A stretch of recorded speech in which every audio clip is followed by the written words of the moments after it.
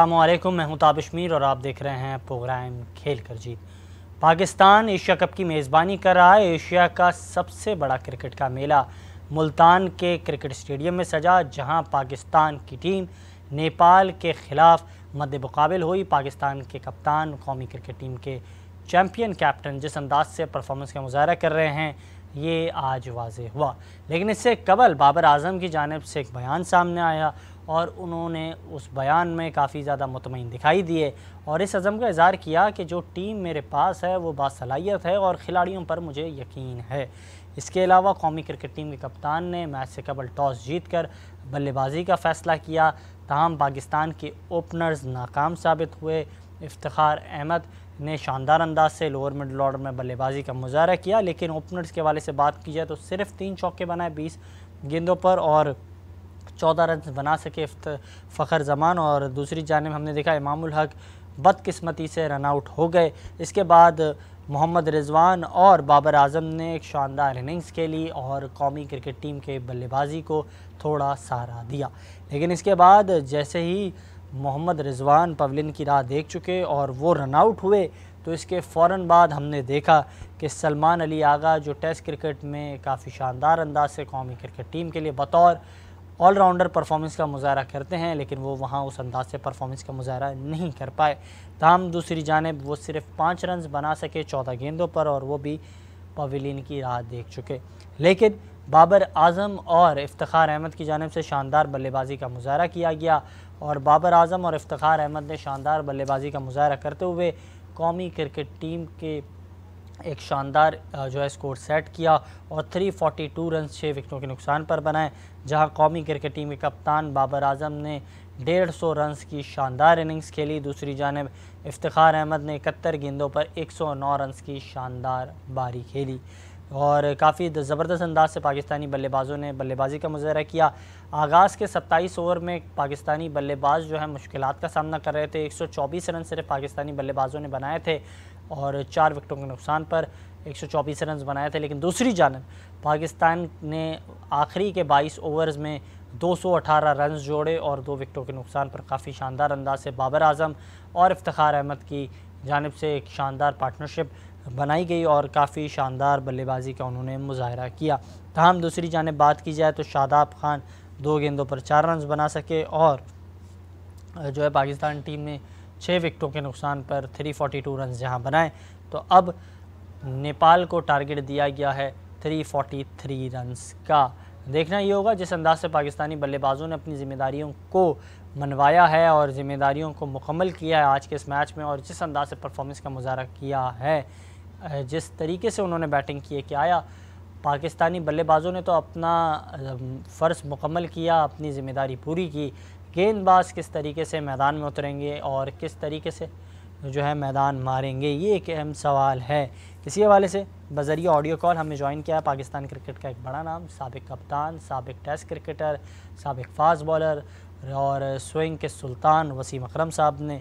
Sir बहुत शुक्रिया कीमती वक्त देने के लिए। मुसलसल हम देख रहे थे क्रिकेट के हलकों में कौमी क्रिकेट टीम के कप्तान बाबर आज़म को पहले उनकी बैटिंग को लेकर तनकीद का सामना करना पड़ रहा था, लेकिन आज जिस अंदाज से उन्होंने बल्लेबाजी की, तो क्या समझते हैं उन्होंने ये जो कोटा था इसे तो पूरा कर लिया, लेकिन कप्तानी को लेकर अब उन्हें तनकीद का सामना करना पड़ता है, तो क्या समझते हैं जहां वो एक अच्छे बल्लेबाज हैं, दूसरी जानिब क्या वो एक अच्छे कप्तान भी साबित हो सकते हैं?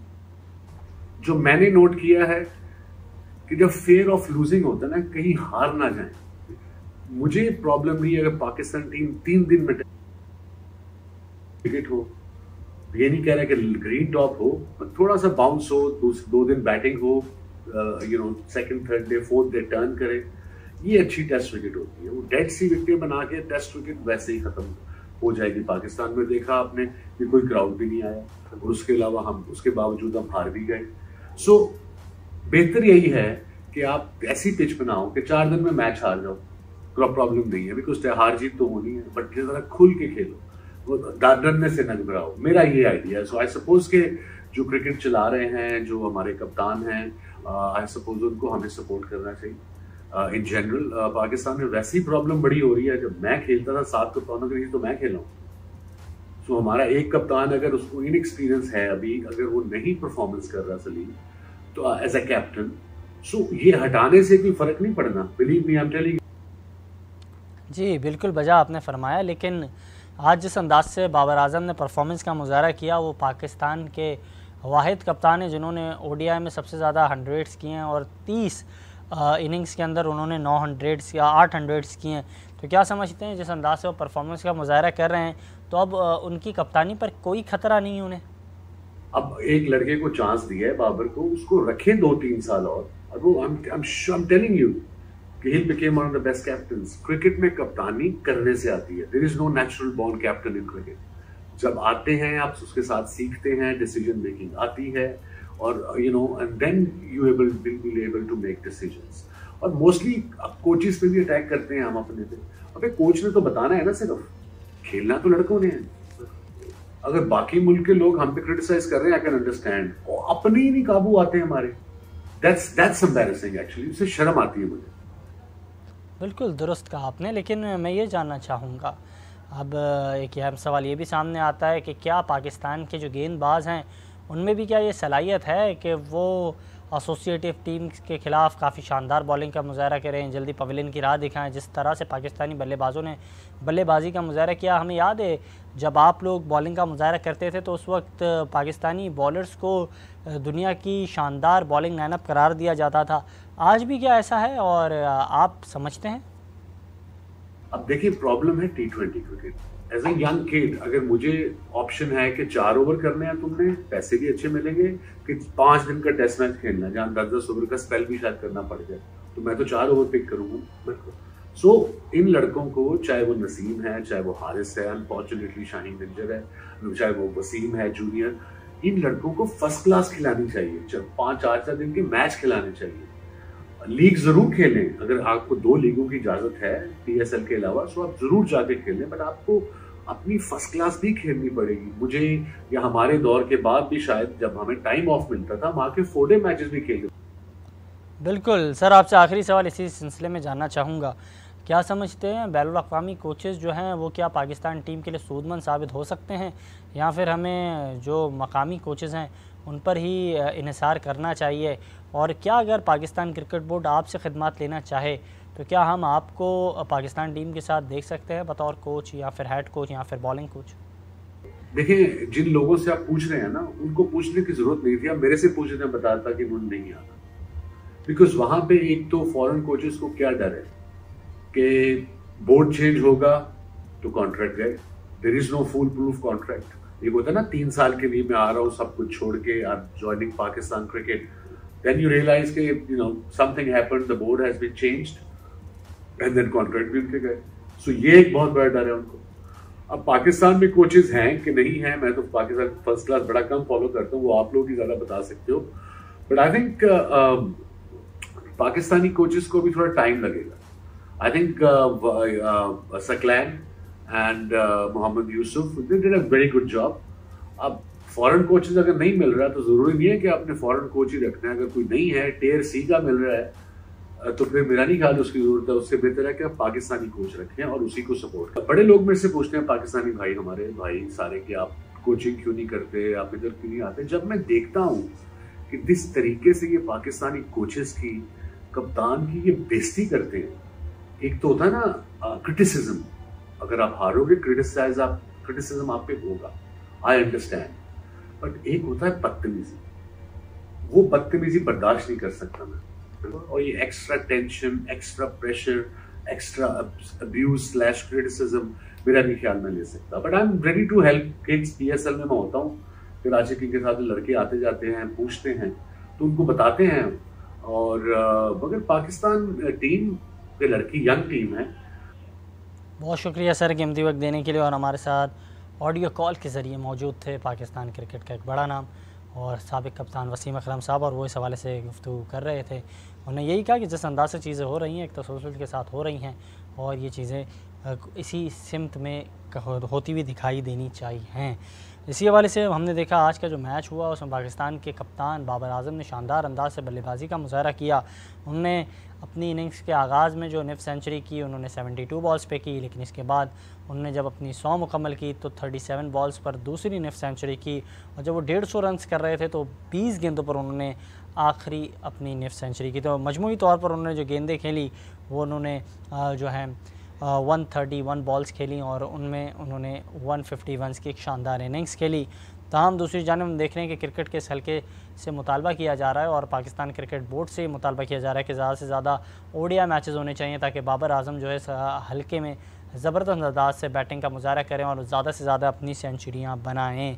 दूसरी जानिब बाबर आजम के हवाले से बात की जाए, बाबर आजम पाकिस्तान क्रिकेट का एक बड़ा नाम बनते हुए दिखाई दे रहे हैं और इसमें कोई दो राय नहीं है कि जिस अंदाज से परफॉर्मेंस का मुजाहरा कर रहे हैं उनमें ये सलाहियत है कि वो मुश्किल हालात में अच्छी इनिंग्स खेलना जानते हैं। और आज उन्होंने जिस अंदाज से इनिंग्स के लिए एक और तसलसल को उन्होंने कायम किया है और 5 मैचेस के बाद वो अपनी एक सेंचुरी मुकम्मल करते हैं और ये उनके करियर का तसलसल रहा है। और दूसरी जानिब उन्होंने एक शानदार हमने देखा कवर ड्राइव भी मारी और उससे वैसे ही कवर ड्राइव वो अब शौक़ से खेलते हैं लेकिन कवर ड्राइव की बदौलत उन्होंने जो है बाउंड्री पार 6 रन हमने देखे और एक ज़बरदस्त टच में वो दिखाई देते हैं। इसके अलावा इफ्तिखार के हवाले से बात की जाए, एफीमेनिया मुसलसल हम देख रहे थे उनके चर्चे क्रिकेट के इस हल्के में दिखाई दे रहे हैं और उन्होंने आज की जो इनिंग्स खेली उन्होंने जो है 28 ओवर में वो आए, उन्होंने बल्लेबाजी का मुजाहरा किया, 5वें नंबर पर वो आए, उन्होंने बैटिंग की और उन्होंने काफ़ी ज़बरदस्त अंदाज से बल्लेबाजी का मुजाहरा किया और वो अक्सर इस हवाले से जो है इस हल्के में कर चुके हैं। हमने देखा था PSL का जब एग्जीबिशन मैच हुआ था और इस एग्जीबिशन मैच में भी उन्होंने वाब रियाज को 6 गेंदों पे 6 छक्के लगाए थे और ये तसलसल को उन्होंने कायम किया था। और दूसरी जानिब हम देखें तो जो स्पेक्टेटर्स हैं उन्होंने काफ़ी ज़्यादा मायूस किया है, जो शायकीन हैं वो उतनी बड़ी तादाद में हमने देखा वो नहीं आए मैच देखने, जो एक अहम नुक्ता सामने आया है। मुसलसल हम देख रहे हैं कि पाकिस्तान टीम ज़बरदस्त टच में दिखाई दी, एक अच्छा इवेंट हुआ, इवेंट का आगाज़ काफ़ी शानदार हुआ क्योंकि पाकिस्तान टीम ने ज़बरदस्त अंदाज से इस इवेंट में अपनी जो है बल्लेबाजी का मुजाहरा किया, शानदार अंदाज से पाकिस्तान टीम ने आज एक्सप्रेस किया है। इसी हवाले से इसी ज़मन में बात करेंगे हमारे साथ पाकिस्तान क्रिकेट का एक बड़ा नाम, साबिक कप्तान, विकेट कीपर, बैटर, कराची की आवाज़ क्रिकेटर्स के लिए। और अगर इनके हवाले से बात की जाए, ये कराची में इन्होंने क्रिकेट खेली, कराची क्रिकेट का एक बड़ा नाम, लेकिन इस वक्त इस्लामाबाद में मौजूद हैं और इनके तबसरे भी काफ़ी ज़्यादा पसंद किए जाते हैं। हमारे साथ मौजूद हैं राशिद लतीफ़ साहब। जनाब बहुत शुक्रिया कीमती वक्त देने के लिए, वेलकम टू द शो। और हम देख रहे हैं कि आप कराची के हवाले से बात करते थे, बासित अली साहब बात करते थे, आप इस्लामाबाद में मौजूद हैं, वो लाहौर में मौजूद हैं, तो और कराची की क्रिकेट को आज आप कैसे देख रहे हैं?